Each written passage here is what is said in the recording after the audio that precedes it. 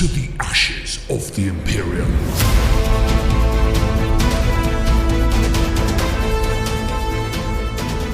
Hello and welcome to Ashes of the Imperium. My name is Stan and I'm joined as ever by the wonderful Max. And today we're talking all about the brand new Codex, Imperial Agents. We didn't expect it, did we?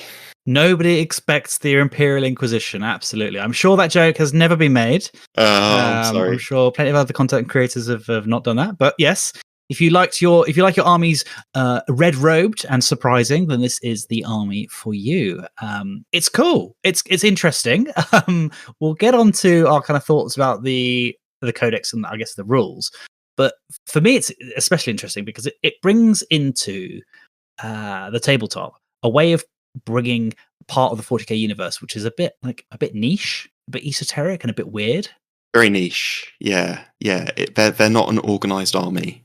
And no, I think the book reflects that, right? Yeah, no, that's fair. But it's a cool bit of the lore, isn't it? The background, Inquisitors. They're pretty badass. I think it's well up there in terms of my favourite elements of the whole universe. Yeah. Oh, really? Yeah, absolutely. Like some of my favourite stories are Inquisition based. Eisenhorn, all over Eisenhorn. Yeah, the James Bond of 40k, right? Do you know what? I'm going to counter that. There's a Astra Militarum Commissar who is the kind of like Flash Heart. Caiaphas Cain. Caiaphas Cain, that's it. He's more of a kind of Flash Heart character, isn't he? Yeah. But I think he kind of does the James Bond of 40k. I feel like Eisenhorn's more of a, I don't know. Who did Matt Damon play? Bourne. Jason Bourne. Yeah, he's more of a kind of Jason Bourne of 40k, or a kind of Daniel Craig Bond. He's a gritty, cool, grey area kind of James Bond rather than cheesy 90s or before James Bond, right? I'll take that. Yeah. But yes, you get what I'm pushing at. I do. I'm picking up what you're putting down, Max. Mm-hmm. But no, all the Inquisition stuff, I find it really, really interesting. I think it's because it shows you a side of the 40k universe that is often not seen. Particularly the Eisenhorn books. They spend 95% of their time amongst the kind of civilians. Mm-hmm. It's very, very, very rare that they interact with the military or the space marines or any of that kind of side of the universe. And you just see kind of life in the Imperium for your kind of average Joe. And I think that the whole Inquisition element, it gives you a really good chance to explore that in the stories, and that's why it kind of interests me, I think. So I have an admission to make, Max. Actually, I've only ever read one of the Eisenhorn books. Okay, and to be fair, it was the first one. So I did it properly. Very good. That is a good one to start with. But I think if I'm remembering correctly, because I read it some time ago, there's a scene in it where I think they see maybe an Empress Children Space Marine. And it's just one. And I remember going back to what you were saying there about kind of operating amongst the population and kind of a very human side of the Imperium that you don't often see, because the poster boys for 40k are the Space Marines, and you've got people fielding armies of Space Marines and special characters and chapter masters and things like that. Whereas actually, if you were an Inquisitor, and sure, you might have enhancements and you might have the full power of the Imperium behind you, but you're still a human, and you might even be a psychic human, but you're still a human. And Eisenhorn is a very, very powerful psyker as well. Yeah. But I remember that specific bit you're referring to. They see that Space Marine from a distance. They're scouting out the entrance, and they look at the Chaos Space Marine through their binoculars. Yeah. And he makes them feel sick. They can't bear to look at him. It's just because of the corruption. But also they're like, OMG, there's an Astartes, a traitor Astartes there. Like, how on earth are we going to do this? Yeah. Those books just keep getting better, though, I think. They lose a bit of the one of the things that annoys me in the early stuff is, they're talking about some of his female entourage. And it's kind of describing she did this badass thing and she was an awesome weapon master and adept with the sword, and oh, by the way, she looks quite nice in her body glove. And it's kind of like, well, did that really need to be said? Right, sort of very much of its time. Yeah, a bit male gazy. She bustily grabbed the heavy bolter and fired it beautifully. You know, you're just okay, cool. That gets better. That gets a lot better later on. Yeah. There's a lot. There's a lot of media from previous ages that have. I suppose fall foul of that, but good that it's getting better. Maybe we need to do an Ashes of the Imperium book club for the Iceborne trilogy. I'd love to. Yeah, let's do it. So, listeners, if you think we should do an Ashes of the Imperium book club, maybe like one book a month or something, interspersed with our normal content, then let us know. But yeah, let's talk about the Inquisition, Max. I quite like I love a spreadsheet and I love an organizational chart. And I've got that screenshot in front of me because I loved it too. Oh, wonderful! But yes, so on page I want to say like 14, there's a big sort of org chart wire diagram of the kind of authority of the Inquisition, and obviously Big Daddy Emperor is at the top.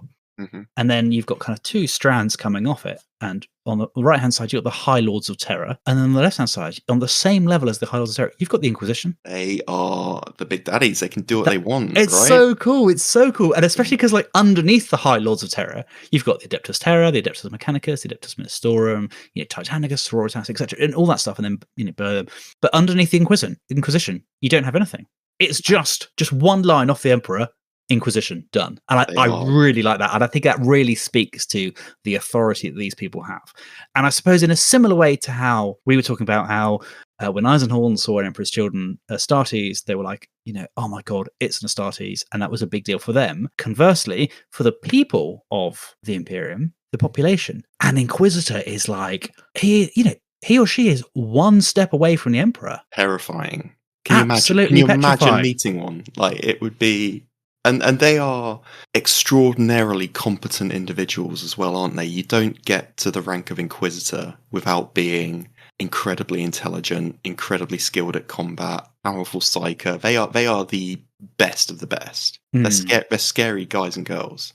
I like how they've also got different sort of like origin stories as well. How some are kind of sons and daughters, orphan sons and daughters of high-ranking imperial figures, and they go through the Scholar Progenium, which is, I suppose, like where the sort of scions, and it's like the, it's kind of like turn orphans into assassins kind of thing for 40k, and then others might be like a previous Inquisitor's interrogator or something. Like a henchman or interrogator or attaché or adjutant, whatever, or it could just be anything. And I love that then brings into the sort of the Inquisition vibe, this kind of real sense of variety, and they have different people. Some people are very sort of Puritan by nature. Some people can be a bit there's radical, and that doesn't mean they go surfing and skateboarding, but like I do also like the idea of that as well. Very Point Break. Patrick Swayze Inquisitor. Absolutely, yeah, Keanu Reeves. I think Keanu Reeves would make a really good Inquisitor, actually. You've been playing too much Cyberpunk, Dan. Was Keanu Reeves not in Point Break? He was, yeah. Yeah, all right, yeah. That's good. I thought you were correcting me there. I was like, wow, I'm mixing up my movies. But yes, I have been playing Cyberpunk, which, to be fair, as an aside, I think is a decent 40k game. Yeah, could you yeah, absolutely. You could put a skin on that and make it 40k easily. Yeah, you could. That would be a great vehicle to be like an RBTs. Yeah, or an Inquisitor. Yeah, I mean, all the cyberware. Yeah, it could just be your psychic powers. Yeah, that's really interesting. Oh, imagine what if CD Projekt Red did a 40k RPG. Oh, don't. That'd be insane, wouldn't it? It'd be so good. But no, Puritan versus radical. That's a good spectrum to explore. And going back to Eisenhorn, he starts very Puritan and slides down the radical scale. That's that kind of. Well, Max. Spoilers. Some of us haven't read. Some of us haven't. You knew where it was going. I've not read all the Horus Heresy books, and this Horus guy seems like a nice guy. I hope it all works out well for him. Yeah, but even the most intelligent, competent person starts with these high ideals, but prolonged exposure to the galaxy, and it quickly falls. And I think some of the writing in this book is beautiful. There's a snippet that really captures that as well. It's just in one of those, the handwritten lore bits at the start. It says, "How vast and ineffable is the Emperor's realm. We refer with the arrogance of our species to a human stellar empire as though it is a unified and comprehensible thing. Such notions kindle like parchment before the candle flame of pragmatism." I think that's really cool. Like, very poetic. You think about the Imperium as this unmoving object, but no, it's just held together with string and sellotape, and the Inquisition are desperately clinging on with their fingernails to try and keep it all going. But ultimately, is it hopeless? It's very kind of grim, isn't it? Yeah, absolutely. And I think that is it's interesting to kind of like wrap your head around. We talk about the Space Marines. We talked about it there about how actually they're not that common. There's only 1,000 of them in each chapter. And the population of the 40k universe know who the Astartes are, but when they see one, it is like, oh my god, wow, that's crazy. The Armageddon Steel Legion and Catachan Jungle Wars. There'll be people on planets of the Imperium that have never heard of any of this kind of thing. And like we talk about the Grey Knights as if they're a thing, but then like populations will be put to the sword after they've learnt of the experience, the just existence. having witnessed them. Yeah. They're like, sorry, you know about us now, so we're going to have to kill you. Mm-hmm. But yeah, so that's really interesting. Rosettes. Let's talk about rosettes, Max. Okay. What? How would you? Well, a rosette is the Inquisitor's authority, right? It's a piece of technology that allows them to access any piece of information, acquire any assets. It is their ultimate, I am the Emperor's word thing. Yeah, but it's kind of like a bit semi-sonic screwdriver from Doctor Who, but also it's his train pass wallet thing where he holds up like a blank bit of paper that says, "I'm the Doctor." Psychic paper, yeah, absolutely. And so I just like that, and so it says that some of them are physical, kind of like purity seals in stasis fields. Some of them are electronic devices built into rings, talismans, or wand staves. And there's a couple of examples here of more unusual rosettes still have been employed. Inquisitor Salvador's Mnemno crystal rosettes, which would grow from his palm when bidden. That's cool. Yeah, cool. Inquisitor Laurel's rosette, a gene-coded electu that glowed in the skin around her right eye. Also cool. Cool. Yeah. Lord Inquisitor's Bondorbia's rosette, which doubled as the shamelessly ornate head of her skull-crushing power mace. Correct. Not lacking in subtlety, perhaps. Yeah. But yeah, so I suppose two questions for you, Max. Go on. First of all, what would your rosette be? Mm-hmm. And second of all, what order do you think you would belong to? Okay, I think if I was going full 40k, I'd have some kind of facial augmetic that, I don't know, some kind of cybernetic tattoo. And I've been playing too much Cyberpunk. Yeah, sure. It's me. Hello, you're the problem. We've both been on a bit of a kick recently, haven't we? So I think that would be awesome. And then in terms of the Ordos, gosh. Should we talk about the Ordos first? Yeah, okay. So basically you've got the Ordo Majoris and the Ordo Minoris. And they are, I suppose, in the same way that you've got like the first founding chapters for Space Marines and then the successor chapters. I suppose that's the easiest comparison to make is like the Ordo Majoris are the kind of poster boys and girls of the Inquisition. You've got Malleus, Xenos, and Hereticus. And so they're all kind of each of the Ordo is specialized in what part of the enemy of the Imperium they're designed to defend against. So Ordo Xenos, guess what? Against the aliens. Hereticus against kind of the malign influence of chaos. But I suppose from a corruption point of view. Yeah, and kind of witch hunters too. They're kind of like anti-psychers as well, aren't they? Yes, yeah, that's fair. And then Malleus is anti-demons, so Grey Knights and that kind of thing. Yeah.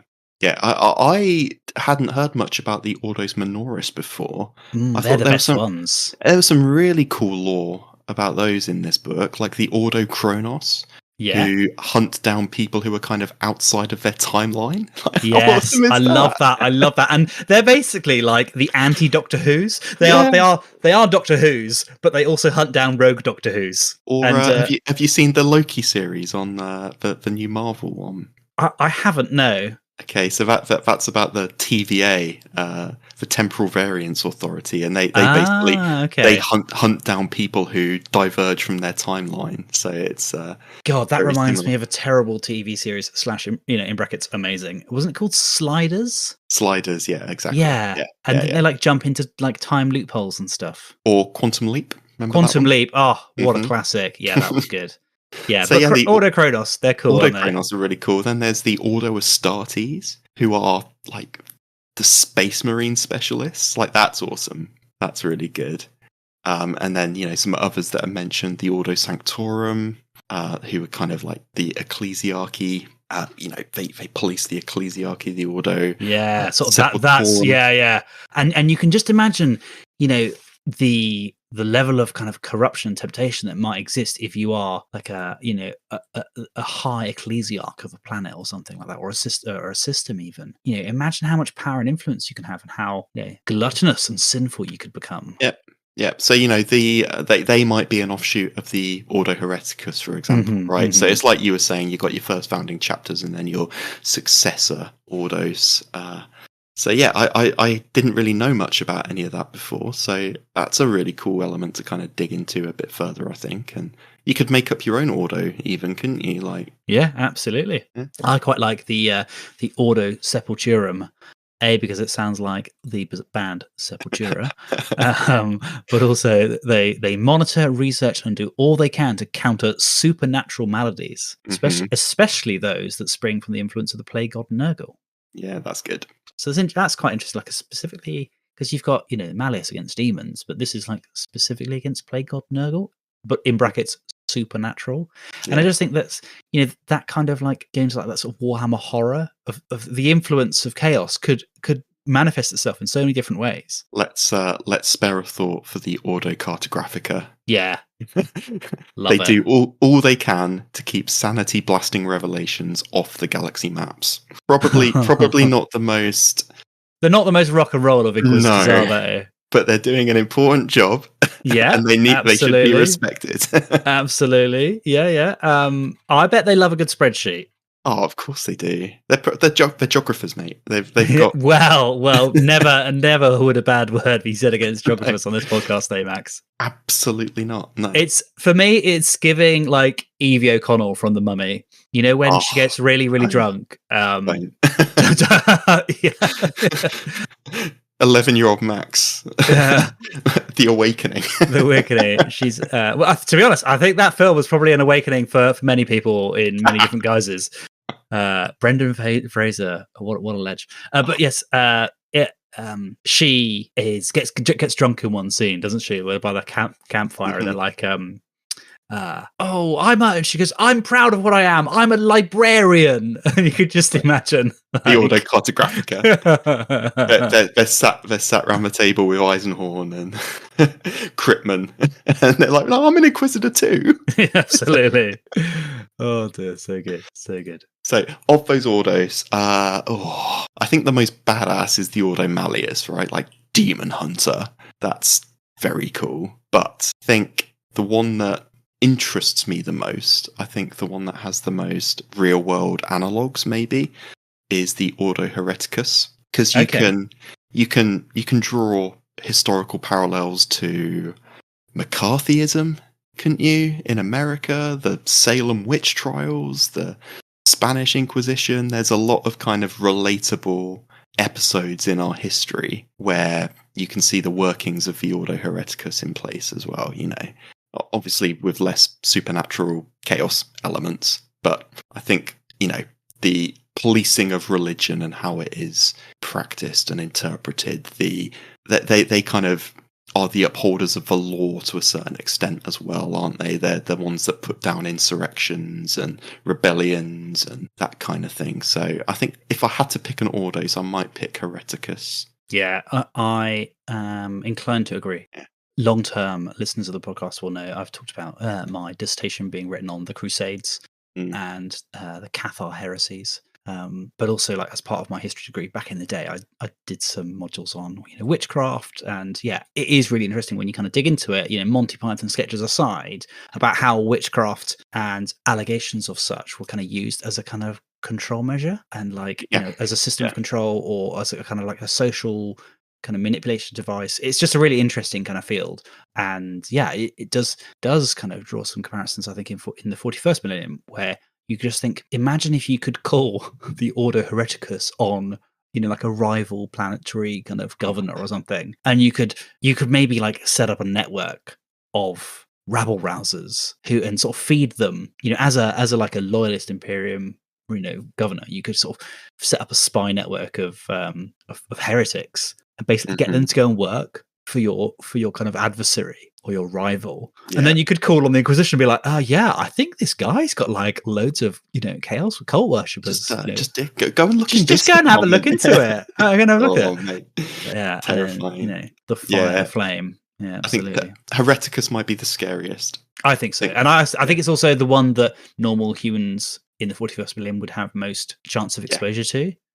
Yeah, for sure. Because the Ordo Xenos aren't coming after you, and the Ordo Malleus, well, they basically don't exist, right? Yeah, exactly. Yeah, they're the most secretive, aren't they? Yeah. Interesting. And talking of the Ordos, there are, I suppose, of the 3 Ordos, there are only 3 special characters in the book. Yes. You've got Inquisitor Draxus of Ordo Xenos, who is the one with the pet dragon and the bald head that looks like the girl from Doctor Strange, who featured quite heavily in the Pariah Nexus lore book that we read recently.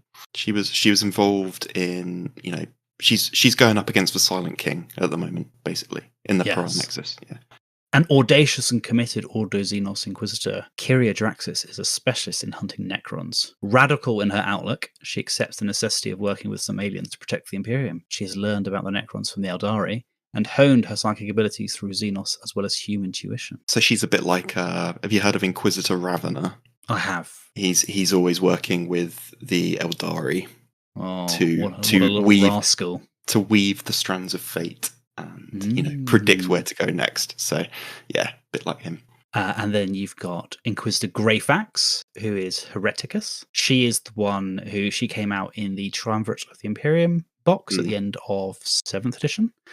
It was her, Rabute Gilliman, and I want to say Ivrain, yeah. Or was it Cypher? It was around. All of those were kind of around that time, weren't they? Do you know what? I've just looked it up. It was Saint Celestine, Belisarius Cawl, and Inquisitor Greyfax. They factor in that story, don't they? They're the ones that get Gilliman. Yes, wake him up, get him back to Terra. But she looks like your kind of. She's got like a classical. She's a witch, kind of like witch finder, isn't she? Witch hunter hat. The kind of whatever that style of hat is called. Pilgrim hat. Pilgrim hat. That's it. Thank you very much. And I thought I was a student of history. So yeah. And actually, she's very reminiscent of one of my favorite Inquisitor models, who is the kind of male Inquisitor with the pilgrim hat, and he has. He's pointing his sword, and he has like a kind of blunderbuss, which has a flamey thing on the end of it. It's just hilarious. Greyfax is a fantastic model. Yeah, really cool. Yeah. And who doesn't want like a bolt gun with a crossbow on it? So good. So yeah, Inquisitor Greyfax is feared even by many in her own order, the Ordo Hereticus. Devoid of mercy or remorse, she is an iron-willed warrior. She is also a powerful psyker with telepathic abilities that enable her to detect lies in those who she questions. She also wields an archaic but powerful Condemner pattern bolt gun, which can shoot blessed stakes into heretics' poisoned hearts. Not a woman you want to cross. No way. And then last of all, we have the wrong trousers, Wallace and Gromit, Inquisitor Cotiaz from the Ordo Malleus. Why? It's been. I'm sure the listeners have seen lots of content criticizing this model by now, but it's just compare it to the old one, which was a Juan Diaz sculpt, right? Like a classic, an absolute classic. It's just worse in every single way, isn't it? The new model. It's not my favorite model that's been released recently. I think that's the polite way of putting it. He must be pretty radical because he's put his purity seals on his fur. Like how this? That's gonna be a nightmare to get out. He's not. Isn't He's it? not a Puritan of the Ordo Malleus. His little Well, snippet says a Puritan of the Ordo Malleus. He's a radical purity seal applier. That's for sure. Inquisitor's radical approach to purity seal application. A Puritan of the Ordo Malleus, Inquisitor Codex spends every waking moment studying reports made by his countless agents or facing down demons, heretics, and aliens in open battle. He wields the power of the warp and his mighty nemesis Demon Hammer alongside his armies of agents to combat the demonic and prosecute those who lack purity. He's a real lead from the front guy. He is. And Inquisitors have this spectrum, right? So Eisenhorn is much more of a kind of agent, intelligence, special ops, one-off things, whereas Kotiaz would be on the ground, surrounded by the army, not necessarily leading them, but he's much more on the front line, isn't he? Yeah, that's fair. Although he's also like famed for his spy network as well. So perhaps a bad comparison, given that some of his he literally has a rule called spy network. But you are absolutely right. He is very much a kind of he doesn't get stuck in. Yeah, he doesn't mess about. No. He doesn't mess about. But yeah, interesting model. I've seen some strong opinions on him. I've seen some people who have grown to like him. It'd be interesting to see how people convert up that base model to look different. Yeah. Look, it's just a bit meh, isn't it? It's a bit meh compared to what existed before. Yeah, exactly. But hey, we don't have to like every single model. Nah, it's a shame. But yeah. So, do you want to talk about anything more from the lore, or should we go on to the rules? Yeah, well, we've talked a lot about Inquisitors, but there's other stuff in here as well. It covers the RBTs. It covers the Imperial Navy and rogue traders. It's kind of a real hodgepodge, isn't it, of the everything else in the Imperium. There's some cool lore for some of the others as well. There's a good story about an Arbeiter, like a marshal, who uses this piece of technology called the Scales of Guilt to judge against the Lex Fundamentus as this planetary governor who's gone a bit wrong, steals a lock of his hair, puts it on the scales of justice with the innards of 3 penitent oracles emptied bloodily from their bodies. With a clatter of gears, the arcane device weighs one against the other, and the governor's guilt is determined. The RBTs fire the first shot just hours later. Like, some of the lore in this book is like unhinged. It's awesome. for sure. And criticize law enforcement in our world, but at least there's no scales of justice and bodily organs being splashed about. So yeah, it's definitely an interesting insight into the, I suppose, as you say, like behind the curtain of the goings on for more ordinary humans, regardless of station. I think it's a 95% Inquisition book, though, right? Yeah, it's very much a kind of Inquisition themed book, like an Inquisitor themed book with some flavor aside, some like sprinklings, like the Imperial Voidsmen at arms and Navy breaches and stuff, and the assassins, of course. Oh, and of course the assassins. To be fair, there's a really cool rule for the assassins. If you're taking this as a full Imperial Agents army, if you pay for an assassin, they're all 125 points. If you pay for an assassin, you can swap them out. Yeah, that's nice, isn't it? So if your army faction is Agents of the Imperium, then during the declare battle formation step, you can replace this model with a different assassin model, provided the total points value of the new model doesn't exceed the points value of the model it replaced. This is not, I don't think, a tournament book, right? But that's a nice piece of tournament utility, isn't it? Because you could have a little sideboard of assassins, and I'm up against Genestealer Cult this round with their myriad characters, buffing characters. I'm going to take my Vindicare. Oh no, I'm up against Thousand Suns this round. I'm going to take my Calexus. It's that's good. I like that. It's a nice rule representation of the flexibility and adaptability of the assassins, isn't it? Yeah, and I think that flexibility and adaptability is something that is kind of borne out in the rules. It's interesting you say there about you don't think it's a tournament book. Do you want to expand a little bit on that? Yeah, so there's 2 ways you can use this book, right? You could take as is a detachment from this book, an Imperial Agents detachment, and then there's not really any restrictions. You can just kind of take the units in this book. Yeah, like a normal codex. Like a normal there's codex, detachments and there's units. You put those units in a detachment and you play it like a normal army. Yeah, exactly. Or Or you can have them as kind of requisitioned units in any other Imperium army. Yeah, now this is really interesting. This is the assigned agents rule. Yeah. So depending on battle size, there's 3 types of units. There's retinue units, character units, and requisitioned units. And if you're playing a strike force mission, which is 2,000 points, that's what most people play, you can have 2 retinue units, 2 character units, and a requisitioned unit. So say, for example, you wanted to have an Ordo Xenos themed element attached to your Imperium army. You could have an Inquisitor and a Watchmaster and a couple of strike teams, kill teams, or a kill team and a Corvus Blackstar, for example. So you can take a kind of smattering of the units in this book, but then you don't obviously get any of the detachment benefits. Yeah. Units. I think it'd be interesting to point out here that the only 2 requisition units in the book are Grey Knight Terminators and Sisters of Battle. Yeah. Everything else, it's fairly obvious what's a character and what's a retinue unit. But the reason, the reason I to go back to your question, the reason I don't think that this is like a ornament book or like, don't get me wrong, like there's some very talented people out there. I'm sure some people will find a way, right? But if you wanted to take an Ordo Malleus army, why wouldn't you just do Grey Knights and then take an Inquisitor as like an attached unit?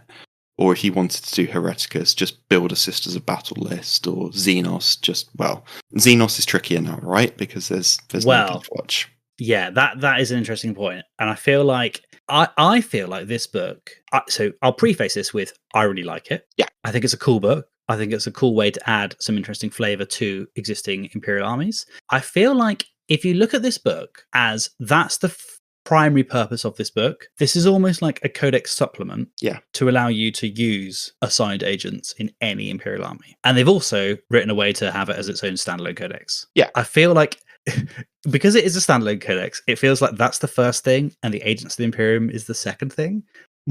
But I look at it almost the other way around of being like, if you have any army, you can, this is a way to bring assassins, this is a way to bring imagine adding in a Rhino full of Sisters of Battle or an Immolator full of Sisters of Battle to a like Salamander's force, because you're like, they like purifying things with flames, let's go. Or I don't know, it's for me, it's if you're taking Grey Knight's army, you don't take Grey Knight Terminators via this list, but what you do is you add in some Imperial Agents or some Subjugators or something like that. I don't know. Yeah, I think I agree with you. I like the book too. I do.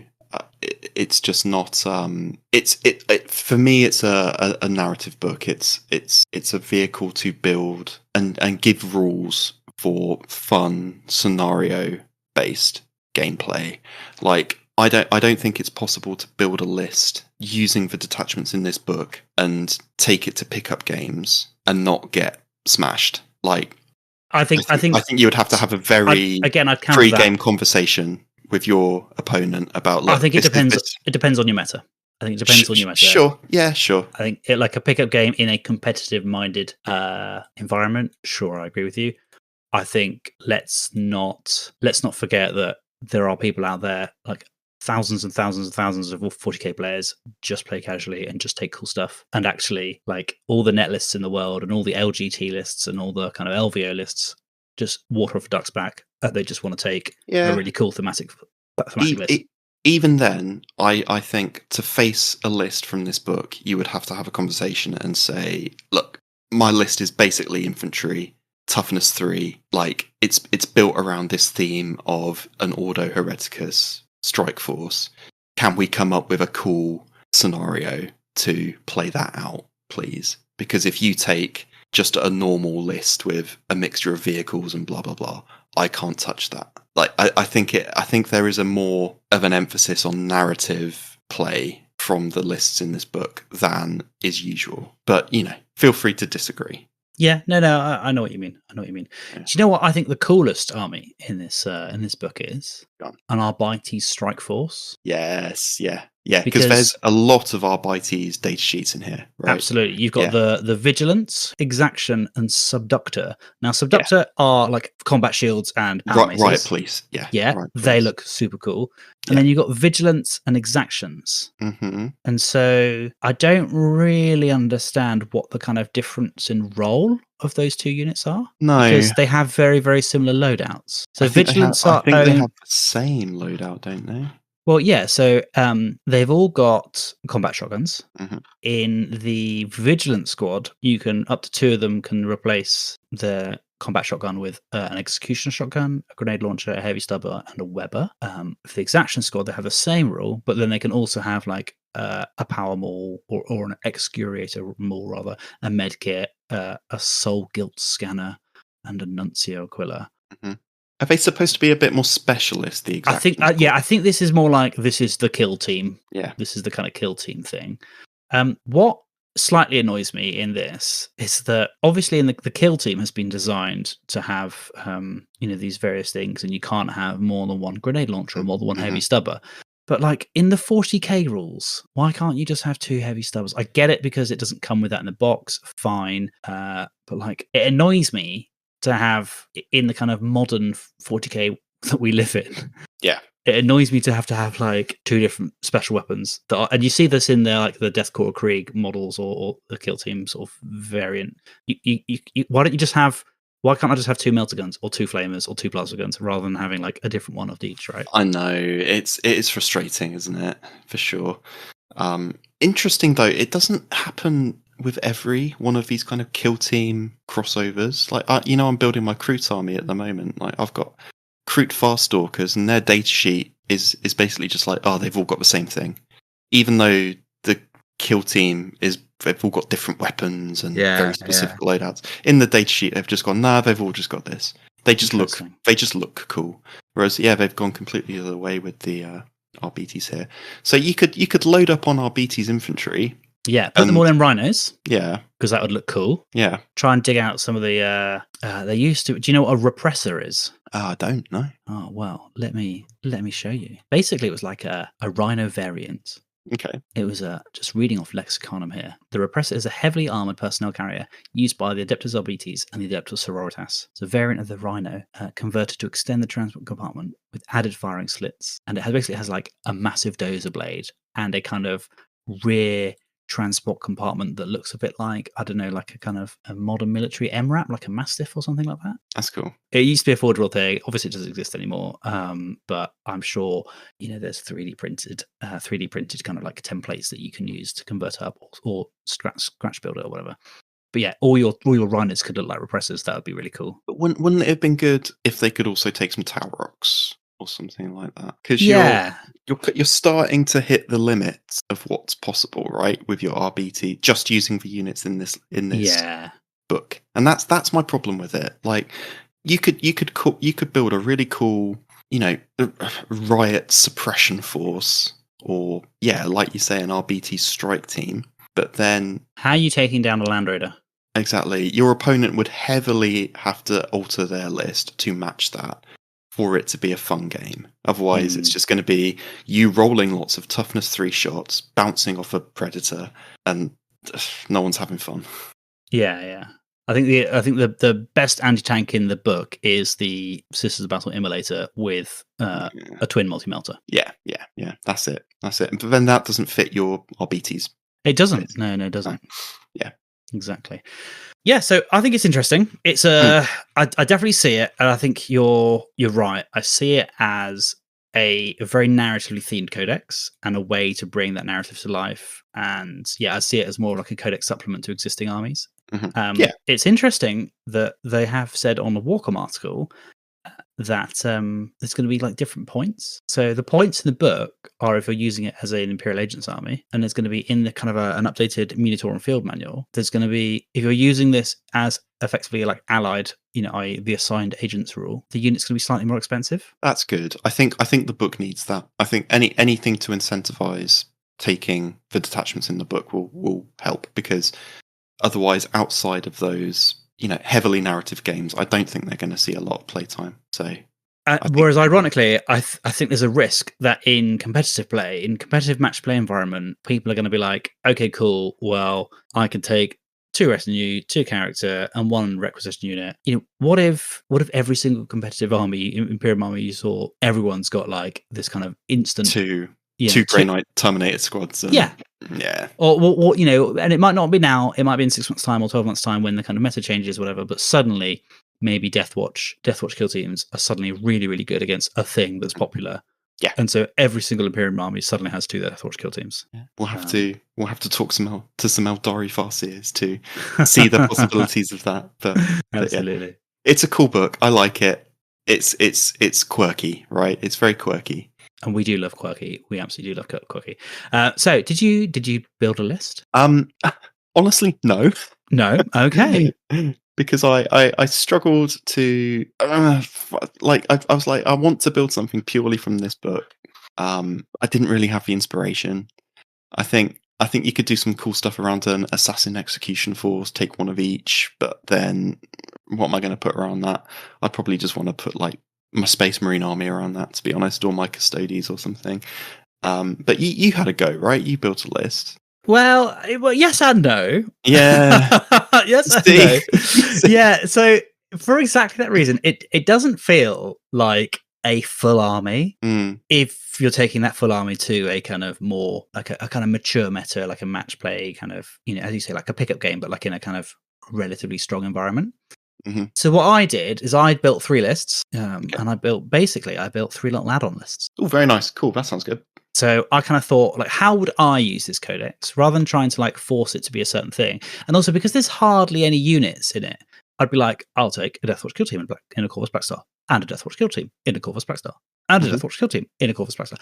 And then you kind of get to that point, you're like, well, if I'm going to do that with like Ordo Xenos, and I just want Deathwatch, like, why am I not just running Space Marines? Because that's effectively what this book says is, if you want to use Deathwatch, just use Space Marines. Yeah, pretty much. Oh, sorry, that's what a Warcom article said.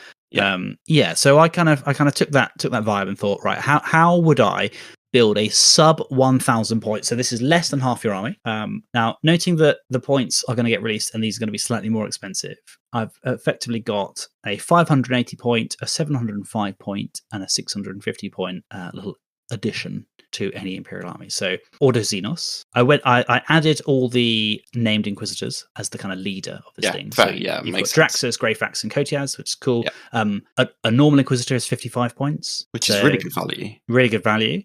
So you can immediately drop between 10 and 20 points off these lists if you wanted to sort them out. Equally, I don't see any problem for me personally, and again, this is because I have quite a flexible approach to 40k. I don't see a problem with, if you really like Kotias's rules, you just have your own Inquisitor and say, this is a standard for Kotias. Yeah, no, of course, absolutely, yeah. Yeah, especially if you really like the model for a different Inquisitor, and you're like, cool, I'm gonna take that model, but I really want to use the rules because it's kind of on theme, whatever. Yeah. So yeah, as ever, 40k is a sandbox. Use it as you so wish. I think what's a real shame, before I get into the list, is what's missing from this book, and that's the dude in the Walker. Oh, Karamazov. Karamazov, that's it. Yeah. Yeah. I think he's cool. It's a cool model. I feel like if you wanted to use him, you could, I don't know, run a Space Marine Dreadnought. Yeah, maybe. Or something. Yeah. There's no Eisenhorn in this either, of course. He did have a data sheet for a while, didn't he? But of course, yeah. He's gone. Yeah, because he had a Black Library limited edition model. But yes, that's a shame. So my Xenos army, my Xenos sort of detachment is, or should I say Ordo Xenos? They're not a Xenos detachment.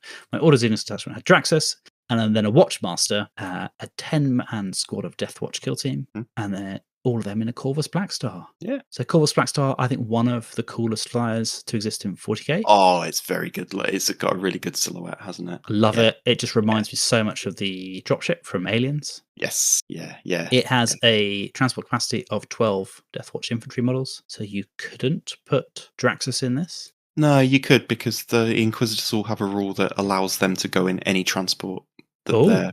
Good spot. Yeah. So you could. Yes. Authority of the Inquisition. Whilst this model is leading a unit, it can embark within any transport that its bodyguard unit can embark within. Good spot. I obviously designed this list to all go in a Corvus Black Star. Just as I was reading it out, I was like, oh shoot, I need to read the rules. So I was right. Just I didn't know I was right. But yeah, so this all fits neatly into a Corvus Black Star, and I like it's 580 points. You can drop that down to 560 if you replace your Draxus with a normal Inquisitor. Or you could, I suppose, like tune it up a bit and take an assassin instead of Draxus. And then that's 630. You're probably looking at like 750, 800 with the points increases due to taking this as a pseudo allied detachment. And what an awesome little narrative game piece that mini list is. Then the scenario is the Astra Militarum have to clear the absolutely that's pyramids off the walls. Exactly. Right, that's exactly. Draxus comes in the Corvus and drops in and has to, shimmy the doodad and that's what I thought when I was creating these. I was like, how cool would this be in a really heavily narrative themed game? Mm-hmm. Recently we talked about Death Welder, the 40k Tyranid, sort of world Castan versus Tyranid book. Mm-hmm. This would be really cool as you say, like when the cavalry arrive, the Castan jungle fighters are holding off a kind of Tyranid, kind of Starship Troopers-esque fort, and then the Death Watch, the Corvus Black Star arrives, and a Watchmaster steps out, and it's just like, maybe like the captain's like, the company commander's like, nice of you to arrive on time. He probably wouldn't be that sassy to an Astartes, would he? But like, no. And then the Watchmaster would be like, we've been here a while, and actually then it cuts to, one of the assassins that's already like, the Collectus assassin, like trying to shut down the hive mind or something. I don't know. Yeah, but exactly. Cool. Yeah. Plays well in my head. But yeah, yes. So that's 630 points with an assassin. As I say, like that, basically that's sub 1,000. I'm hoping. Mm-hmm. So that's the Ordo Xenos one. The Ordo Hereticus, again led by Greyfax because she's got a cool hat. I then effectively, what are your thoughts on the rules for dedicated transports? Because you can take 2 retinue, 2 characters, and 1 requisitioned, and the dedicated transports don't have either of those keywords or any of those keywords even. Okay, so the rules for assigned agents says, note that you can include agents of the Imperium dedicated transport units in such an army as normal, but each unit must start the battle with 1 or more units embarked within it, or it cannot be deployed. Yeah, so destroyed. So it wouldn't count towards your restriction, I guess. Yes. Yeah. Whereas the Corvus Black Star, very specifically, does have the retinue unit keyword, so as do the Death Watch kill team. So it has to come out of allowance. So that basically allowed me to take 3 units with 3 dedicated transports. Very good. So I took a squad of Sisters of Battle in an immolator. Mm-hmm. And then I backed them up with a subjugated squad and a exaction squad. See, that's cool. I like the thought of that. Yeah. This is like a high value target arrest team. Yes, isn't it? Yeah, exactly. This is like storming the walls in their rhinos in brackets repressors and the immolator, and just like completely going down to like arrest, kill or capture a kind of like cutting the head off the snake. Yeah, absolutely, like planetary governor. Mm-hmm. And you've got I put Greyfax in there. I also put a priest in there, minister and priest, because I felt that it kind of went well with the theme, the faithy theme. What do you think? What kind of army, Imperial army, do you think this fits well within? So I think this would have to go with, I don't know, maybe like I'm envisaging a cool scenario where there's a rogue tech priest, like a tech priest Dominus who's flirted too close to the chaosy side. So the loyal Adeptus Mechanicus have like requisitioned Greyfax and her super badass arrest team to come and like take this guy out. So I don't know, maybe you could slot it into like an AdMech army and you could play that scenario out. That might be quite good fun. Yeah, I think that could work. Or maybe, I know it's a bit boring to say, and Astra Militarum again, but maybe more like a kind of like Acadians or Mordians, much more of a kind of martial, more vanilla, more like, I don't know, like a stiff upper lippy type force. I think it works well with that kind of like the arrogance, the faith, the kind of that kind of thing. Yeah, I'd agree. And so that comes out to, with Greyfax and a priest, that comes out to 705. Again, swap that out to an assassin instead of an inquisitor, and that's 765. But yeah, I quite like that fire and faith theme. Yeah, I'm like hordes of cultists, and then the head of the snake that you're trying to cut off is what's the name of that cultist unit? That's it's like the cultist command squad. You know the one I'm talking about. That's who they've got to take out. Like that. Yeah, the one with the big exploded brain, psycho. Yeah. That would be fun. I know the one you mean. Yeah. What assassin do you think fits well with this theme? Oh, Vindicare, I think. You reckon? The guy on Overwatch? Yeah. Yeah? Yeah. Like, he's up in the spire, like, ready to... If it's an alpha class psyker that they're hunting, if they can't subdue him and bring him in for questioning and extract the intelligence that he has, then the Vindicare is just there waiting to, like, put him down just in case. Like it. Saying. Yeah, fair. And then finally, for Ordo Malleus, Kotias, a Colexus assassin, because I thought the kind of like, the psychic, the effect of the demons, things like that, having just like... Yeah, definitely. Psychic, yeah, that would be really cool. And then Kotias with 12 Imperial Agents, which are the kind of the ones that came out in that narrative kill team book. Brilliant models. Lovely kit. Yeah. Amazing kit. And they're all in a Chimera. An Inquisitorial Chimera can take 13 dudes. So that's 12 Imperial Agents and 1 Inquisitor. How many can a Astra Militarum Chimera take? Is it 13? Yeah, I think so. I think they've beefed it up with the way that attached characters work now. They've basically made sure that you can always get your characters in alongside the bodyguard units now. So I'd have to look it up, but I'm pretty sure it would be similar. Yeah, I just thought it was almost too convenient that everything kind of fit. Yeah. With it. No, just looking at the 40k app. This is exactly what's happened, right? So the model Astra Militarum Chimeras have a transport capacity of 12. Okay, so that's a squad and a Castellan and another one because you can have 2 leaders, I think. Yeah, so yeah. Whereas I kind of, because the max unit size of the Imperial Agents is 12, and you can attach a unit to it, they've said, okay, it can have 13. Well, there we go. They get 1 extra seat in their Inquisitorial. That's what the Inquisition money gets you. Absolutely. It's either an extra seat or all the seats are just a little bit smaller to fit them all in. And so you've got Kotias, a Colexus assassin, 12 Imperial Agents in the Chimera with Kotias, and then 5 Great Knight Terminators. Yeah, which is a fun unit to take in any army. Like any Terminator is good, and the Grey Knight Terminators in particular. Yeah. Although I would probably do some upgrading of their models if I was to build that. Yeah, I think you could easily do that. The old ones are looking a little dated now, aren't they? Yeah, you could easily do that with the new Space Marine Terminators. Oh, just head swap and arm swap. Head swap, arm swap, shoulder pads. You cook them with gas. A few bits on. Yeah, exactly. Yeah, a few purity seals. One more question on the rules for you. What's your favourite assassin? Looking at the data sheets in here. Well, first of all, I don't think you need to choose because you can swap them out. Yeah. Although, again, I should point out that rule is only available to armies that are purely like running this as a pure army, not an detachment army thing that I did. I don't know. I think they've all got cool things about them. Like the Vindicare is really cool. Like, who doesn't love a sniper? It's a kind of a nice trope. I don't really like the Eversaw. No, I think they're fun in the lore and the stories. And I don't know if you've ever read Nemesis. Yes. The Horus Heresy book. Like that, obviously that's got cool assassins from every school in it, from every temple. But the Eversaw in that is particularly terrifying. Yeah. But their rules never quite do them justice, and I think it's probably the same again here. To be fair, I feel like it's actually the lore that I don't really like things where it's just like, and they were just filled with rage, which is weird because I do like Death Company. But it's what I dislike about like some of the World Eater elements, things like the Eversaw. When I read the Flesh Terrors book recently, it was kind of a bit like, "Grr, we're really angry." Like that's a bit one-dimensional. Yeah, the character trait is that they're angry. Yeah, it's a bit of a shame. So I think probably Calidus is probably my favorite. They are good. Yeah. Cool. I really like the model as well. Yeah, really cool model.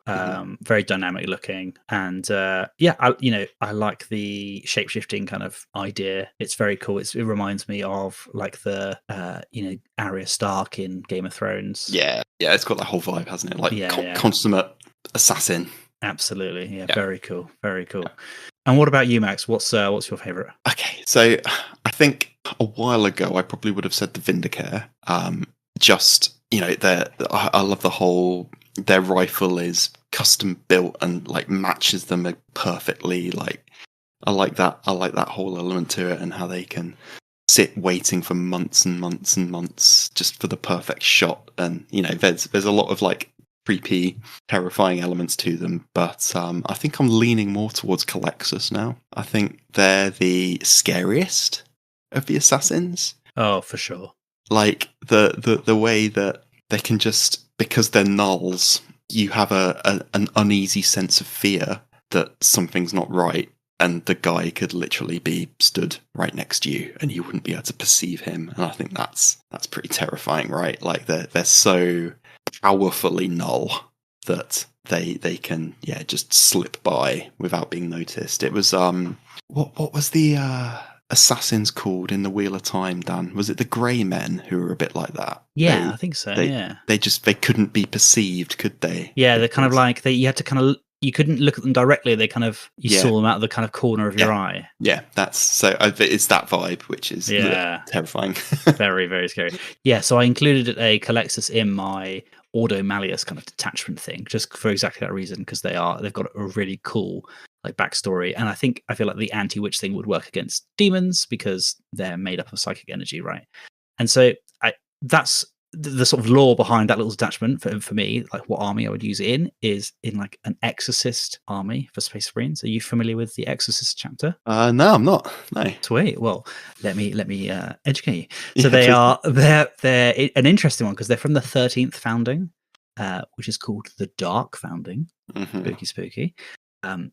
And effectively, they are kind of like, they're not Grey Knights, but they're the next best thing. So they're kind of, they're basically an experiment to create Space Marines that were specifically resistant to demonic possession and chaos corruption. Oh, nice. Cool. I'll have a look at them.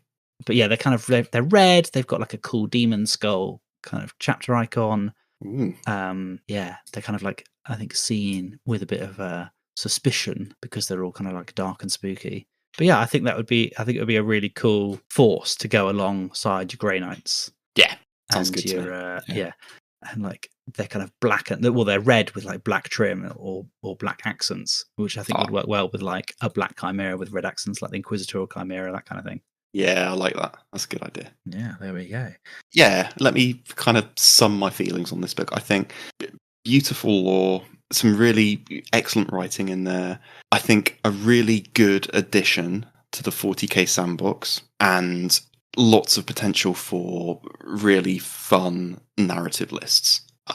So not a like smash it out the park codex in my book, but a really good addition, and I think a really quirky, interesting book to really kind of get your teeth into. Yeah, I completely agree. I don't think we're going to see Agents of the Imperium armies kind of take the tournament scene by storm, but I do think we're going to see a lot of Agents of the Imperium attached, especially to things like Chaos Knights. You know, a couple of units of bods at the back holding objectives. It adds a different dimension to armies like that. Yeah. Well, watch us be proved wrong. Oh yeah, absolutely. Yeah, listeners, if you feel like we've got this wrong and you think there's a competitive army within these hallowed pages, then do let us know. We'd love to hear from you. Pop it down in the comments, or get hold of us on at AOTI40k, or search Ashes of the Imperium. We're ashesoftheimperium@gmail.com. Fire us an email and all that jazz. We look forward to hearing from you. Until next time, keep calm and crusade on.